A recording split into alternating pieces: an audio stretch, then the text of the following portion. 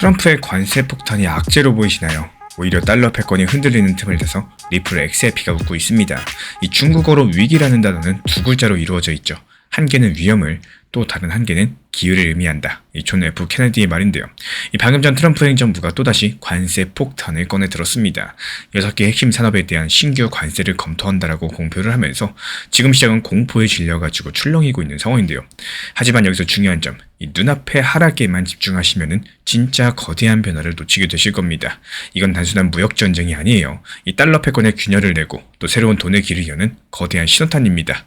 오늘 영상 통해서 관세 전쟁 뒤에 숨겨진 전 세계 금융의 지각 변동들, 그리고 그 틈바구니 안에서 리플 XRP가 필연적으로 부상할 수밖에 없는 이유들에 대해서 분석드려 보도록 하겠습니다. 먼저 어떤 일이 벌어지고 있는지 사실관계부터 정리드려 보겠습니다. 이 트럼프 측에서 국가 안보를 이유로 최소 6개 산업에 대한 신규 감세를 검토하고 있다고 해요.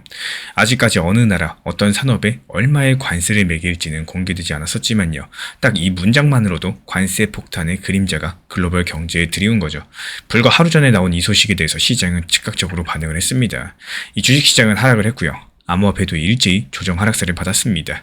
트럼프 대통령이 얼마 전 연방대법원이 국가별 상호관세는 위법이라는 판결을 내렸을 때, 그때도 만약에 미국과 장난질을 치르는 국가가 있다면 훨씬 더 높은 보복관세랑 그 이상의 대응을 할 것이다, 이렇게 경고한 바가 있었는데요.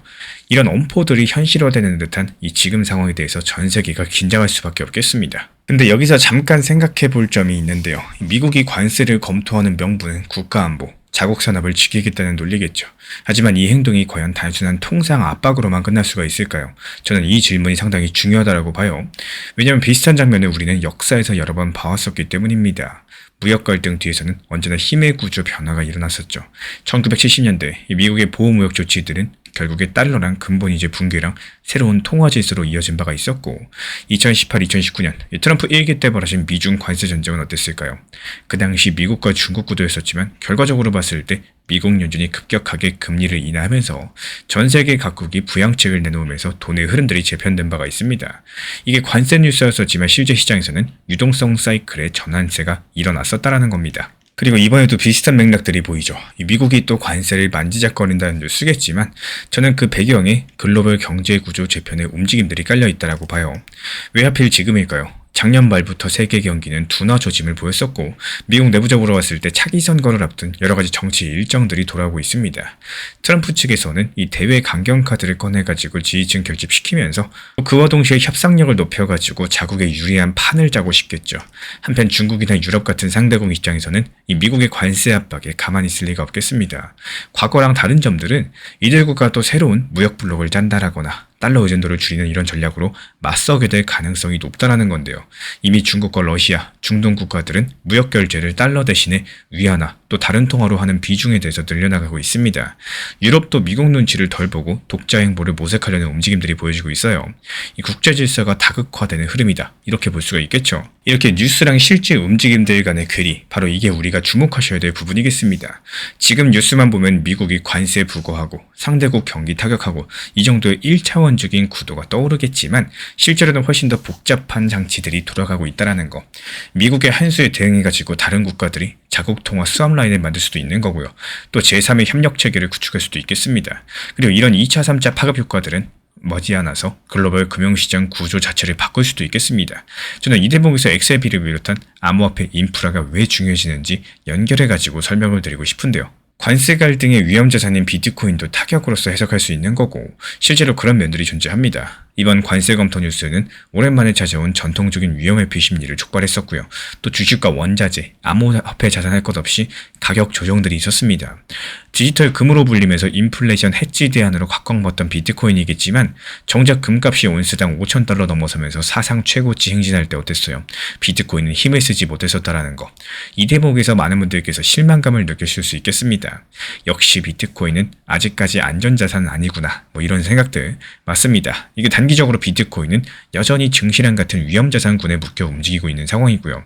관세 전운에 모두가 겁을 먹고 또 달러랑 금으로 몰릴 때 비트코인도 예외는 아니었었다라는 거예요. 하지만 이게 전부일까요? 저는 그렇지 않다라고 바라봅니다. 시장의 움직임들과 속내의 움직임은 다를 수가 있는 건데, 먼저 암호화폐 시장 내부 데이터를 살펴보자면요.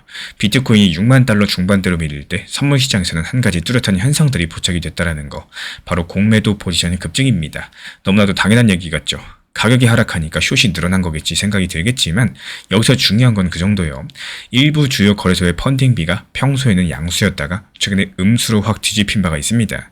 이 말인즉슨 숏 포지션이 너무 많아져가지고 숏이 롱한테 이자를 물어줄 정도로서 시장이 한쪽으로 기울었다는 의미인데요.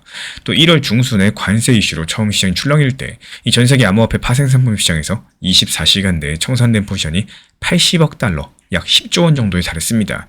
그만큼 레버리지가 한쪽으로 과열되어 있었다. 이런 얘기를 품고 있는 상황인데, 다행히도 이런 과열 포지션들이 한 차례 털려 나가면서 또 시장은 비교적 차분해졌다라는 거.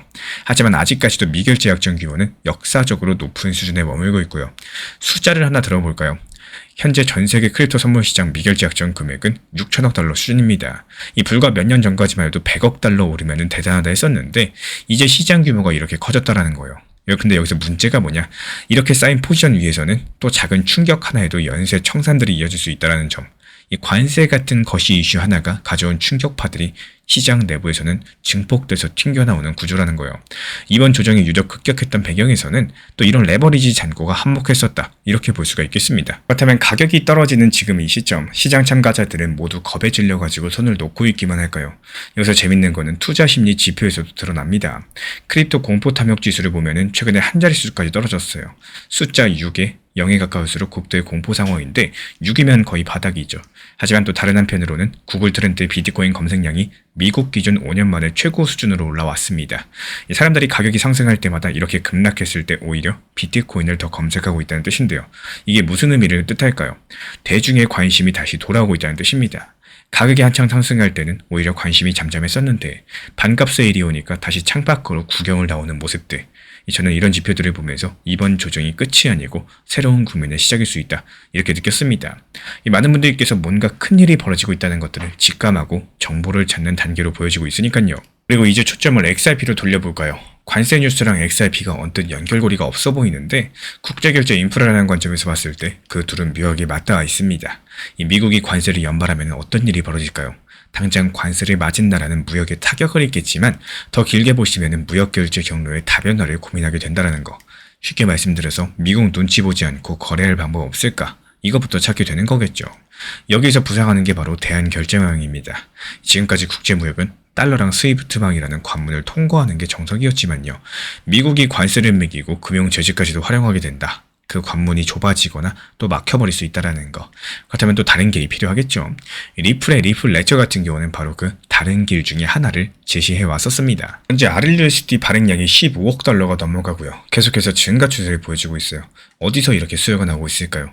바로 은행들과 기관들입니다. 예를 들어가지고 이번 주에만 유럽의 한 대형은행이 자사 국제송금의 RLUSD를 활용하기 시작을 했었고, 일본의 SBI도 조만간 아시아에서 RLUSD 기반의 결제망을 가동할 것이다라는 소식이 있습니다. 이 숫자로도 확인이 되고 있는데 RLUSD의 하루 거래량이 1억 달러를 넘는 날들이 흔해졌습니다. 이런 것들이 단순한 투기 수요라기보다도 상시 결제 수요로 보는 편이 더 합리적이겠죠. 그래서 조용히 성장하던 대체 달러 인프라가 이제 눈에 띌 만큼 커졌다는 뜻입니다. 그리고 이쯤에서 흥미로운 그림들이 그려지는데요. 한쪽에서 미국이 자국 이익을 지키려고 관세를 동원하고 있고 또 달러 패권을 유지하려는 움직임들이 보입니다. 또 다른 쪽에서는 그 관세의 포화를 피해서 탈달러 금융망을 구축하려는 시도들이 진행되고 있습니다. XRP는 여기서 어디에 놓여 있을까요? XRP 자체는 이 전통 금융권의 눈으로 봤을 때 여전히 변동성이 큰 자산이죠. 하지만 리플 레처랑 그 위에서 운영되는 달러, 유로, 엔화 등의 토큰화된 법정화폐들, 그 이야기가 달라질 수밖에 없다는 거. 이게 가치가 안정적이면서도 기존 금융망을 우회할 수 있는 새로운 가치 이동 경로를 제공하고 있고, 이미 동남아, 중동 일부 지역에서는 소규모 송금에 XRP나 스테이블 코인이 활용되고 있고요. 스위프트 대신에 블록체인으로 돈을 움직이는 이런 사례들이 늘어나고 있습니다. ISO 20022 준수 덕분에 이런 거래도 은행들이 받아들이기 쉬워졌고요. 만약에 미국이 관세를 무기화하고 금융 제재를 확대하면은 오히려 비미국권 국가들 사이에서 이런 대체 결제 네트워크에 대한 수요도가 커질 겁니다. 저는 이것이 바로 이번 관세 이슈의 숨은 파급 효과라고 생각을 하는데요. 미국과 누군가 1대1 싸움처럼 보여지고 있지만 여기에 대한 충격은 제3국들 그리고 전세계 금융 인프라의 지각 변동으로 번질 수 있다는 거, 그리고 그 변화를 준비해온 플레이어 중에 하나가 바로 리플과 XRP라는 거. 정리드리자면 트럼프 행정부의 관세 검토 뉴스는 단순한 무역 마찰 이상의 그 이면을 가지고 있습니다. 이게 계속된다면 세계 무역 지형이 바뀔 거고 돈이 흐르는 관로도 재배치될 가능성이 크겠습니다. XRP랑 암호화폐 시장 이야기를 이렇게 연결지은 이유가 바로 여기에 있는데요. 관세랑 무역 이야기 끝에는 새로운 금융질서라는 주제가 등장하게 될 거고, 어찌 보면 이 싸움은 관세 전쟁이지만 또 속으로는 돈의 전쟁이다라고 할 수도 있겠습니다. 이 코인 시장에서는 방향성을 맞추는 것보다 어떤 구조로 시장을 버티고 활용하느냐가 훨씬 더 중요하다고 생각을 해요. 제가 계속 현물 매매 위주로 안정적으로 운영하셔라 이렇게 말씀드리는 이유가 바로 여기에 있는데요. 코인 시장이라는 게 특징적으로 하락할 때는 생각보다 훨씬 더 빠르고 또 크게 밀리는 경우가 많고요. 또 어느 순간은 언제 그랬냐는 듯이 반등 나오면서 다시 상승 흐름으로 이어지는, 이렇게 반복되는 시장입니다. 그래서 시장이 안 좋을 때를 단순하게 손실 구간이라고만 보실 게 아니라 같은 자금으로서 더 많은 수량을 모을 수 있는 이런 시기라고 생각하는 관점들이 굉장히 중요한데요. 반대로 시장 분위기가 좋아지고 가격이 상승할수록 그동안 모았던 수량 일부를 정리하면서 그 다음 시장을 대비한 현금 비중을 다시 만들어 놓는 이런 흐름들을 가져가는 것들이 훨씬 더 안정적인 운영이 되어줄 겁니다. 특히 업비트나 빗썸 같은 이 현물 매매의 가장 큰 장점은요, 시장이 오늘 안 좋다고 해서 당장 모든 게 끝나는 구조가 아니라는 점입니다. 이 지난 6개월이든 3개월이든 오늘이든 이 시장이 흔들릴 수 있겠지만 그 내가 급하게 정리해야 되는 상황만 아니라면 심리적으로 압박을 받을 이유도 없고요. 이 레버리지처럼 시간에 쫓기는 구조가 아니기 때문에 오히려 차분하게 그 다음 선택에 대해서 준비할 수가 있다는 장점을 가지고 있죠. 제가 안내드리고 있는 리플 단기 종합방에서도 항상 업비트, 빗썸, 현물 매매로서 안내드리고 또 비중 조절, 원칙 매매에 대해서 중요하게 말씀드리는 이유가 결국에 올라갔을 때 팔아야 될 돈이고 또 시장이 하락한다고 했을 때 적당한 분할 매수를 통해서 오히려 시장이 하락한 구간을 잘 활용하기 위함입니다. 쉽게 생각하면 시장이 오늘만 열리고 끝나는 게 아니라 수개월, 수년 뒤에도 계속 열려있기 때문에 또 너무 급하게 무리하게 뛰어들 필요는 없다라고 말씀을 드려요. 결국에 오늘 비싸게 사는 것보다 조금 기다렸다가 낮은 가격에 사는 게 가장 효율적인 대응을 하실 수가 있는 거고, 결국에 중요한 거는 지금 시장이 좋으냐 나쁘냐가 아니라요. 지금 이 시장에서 내가 무엇을 할 수 있는지 여부겠죠. 하락장에서 수량을 모으는 전략을 만들고 또 상승장에서 현금을 만드는 전략을 준비해둘 줄 아는 거, 그렇게 사이클을 이용할 수 있는 사람들만이 시장이 바뀌어도 계속 살아남게 되는 겁니다. 투자는 결국에 타이밍을 완벽하게 맞추는 게임이 아니라 흐름 속에서 흔들리지 않는 이런 구조를 만드는 과정일지도 모르겠습니다. 최근에 시장이 너무 답답하다 보니까 정보방 입장에 대해서 문의 주시는 분들께서 많아지셨어요. 먼저 제일 중요하지만요, 제가 안내드리는 모든 정보방은 업비트, 빗썸, 현물 매매로서만 안내 도움드리고 있습니다. 지금 화면에 보이시는 번호나 혹은 댓글 링크에 있는 신청란을 통해서 신청 주시면은 안내를 도움드리고 있고요. 이 세 가지 방 중에 필요로 하신 방을 체크해서 신청 주시면은 필요로 하신 방에 맞춰가지고 입장 안내드리고 있습니다. 먼저 리플 전용방 같은 경우에 리플에 대한 중요 이슈, 그리고 리플에 대한 단기 저점과 단기 고점, 중장기적으로 보는 중요 타점 같은 핵심 내용에 대해서 안내드리고 있기 때문에 영상 시청해주시는 우리 구독자분들께서 리플이라는 코인이 장기적으로 좋다라는 건 알고는 있지만 현재 같은 시장에서는 많은 답답함을 느끼시는 분들께서 정말로 많이 계실 거라고 생각을 합니다. 이 적당한 일부 비중은 단기 고점과 저점을 살려서 효율적인 대응을 만들어 가시고 또 오히려 중장기적으로 더 잘 가져가기 위한 효율적인 매매하시는 것들을 추천드려요. 그리고 두 번째로 종합 브리핑방입니다. 장기적으로 보기에 좋은 코인들과 현재 시장 흐름에 대한 중요 시장 이슈들, 브리핑 내용이나 리플에 대한 방향성, 락업 해제 일정과 여기에 따른 움직임들에 대해서 안내드리는 종합적인 방이다, 이렇게 생각해 주시면 되겠습니다. 그리고 마지막으로 단기 종합방 같은 경우는 말 그대로 단기 종목들에 대한 타점을 안내드리고 있는 방입니다. 이 단기 종목은 말 그대로 단기 종목답게 접근을 하셔야 되는데 욕심으로 인해서 타점을 너무 높게 잡아가지고 수익 실현을 못하거나 아니면 눈치 보기 매매를 하다가 이렇게 수익 실현의 기회를 놓치셨던 기억이 있으신 분들 지금 시장에서 정말 많은 상황인데요. 항상 비중 조절이 중요하고요. 매수와 동시에 목표 타점을 걸어 놓으면서 현실적으로 봤을 때 내 것으로 만들어서 마침표까지 잘 찍는 게 단기 매매의 핵심이다 생각을 해요. 단 여기서 중요한 거, 아무리 내가 좋아하고 시기가 좋고 스스로 괜찮다고 판단하셔도 몰빵 매매는 정말 위험하기 때문에 매번 말씀드리는 비중 조절, 원칙 매매로 접근하시는 게 가장 중요합니다. 끝으로 항상 말씀드리고 있지만요, 저는 업비트, 빗썸, 현물 매매에 대해서만 안내를 도움드리고 있기 때문에 절대로 해외골에서 선물 매매에 대한 고위험 리스크 매매에 대해서는 채널에서는 언급조차 드리지 않고 있습니다. 무조건적으로 업비트, 빗썸 이렇게 현물 매매로 필요하신 분들께서만 입장 신청 주시면 안내 도움 드리도록 하겠습니다. 이 빠르게 가는 것보다 중요한 건요, 꾸준하고 길게 가는 게 더 중요한 투자 시장이다, 이렇게 생각을 해요. 건강한 비중 조절 원칙 매매 활용하시기를 늘 응원드리겠습니다. 이 리플 XRP의 매수 매도 타점은 순간의 판단이 전부예요. 그래서 우리 신사 채널에서는 시장의 숨결 하나하나까지 놓치지 않고자 모든 흐름들 실시간으로 모니터링 중에 있습니다. 이 단기 반등 구간이 열리는 순간 그 찰나의 기회 타점을 우리 구독자분들께 바로바로 전달드리기 위해서인데요. 우리 신사 채널을 이미 구독해주신 분들 중에서 실시간 커뮤니티방 참여를 원하신다면 지금 보이시는 번호로 문자 남겨주시면 되겠습니다. 이 혼자서 불안하게 바라보는 시장이 아니라요, 함께 흐름을 읽고 움직이는 경험들을 선사해 드리도록 하겠습니다. 제가 안내해드리고 있는 코인 신사 채널 멤버십 전용방에 대해서 짧게 설명드려 보도록 하겠습니다.